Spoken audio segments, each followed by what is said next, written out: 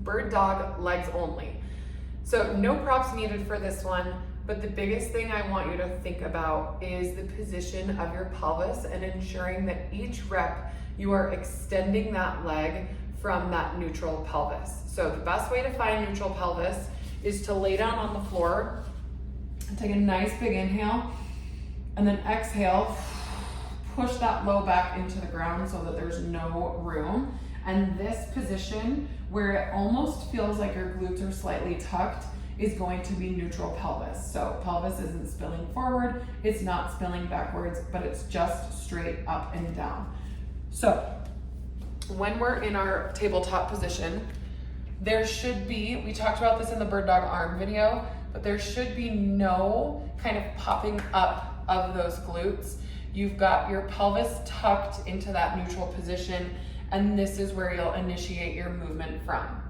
So nice big inhale, and then you're going to shift as best as you can without moving that pelvis and push that foot back on the ground. So big inhale, slide that leg out, slide it back in, reset the pelvis, initiate the movement from here. So as you lift up that leg, you're trying to eliminate as much shifting between your hips as possible, as if you had like a wine glass on your back. That's what everybody uses, but you don't want to spill that glass of wine.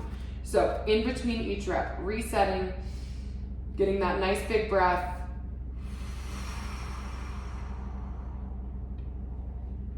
drawing in that core.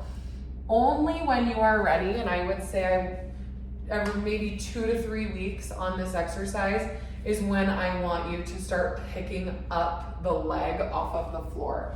So what that's gonna look like is bringing that leg up and back, keeping that pelvis neutral, and then bringing it back down to the ground.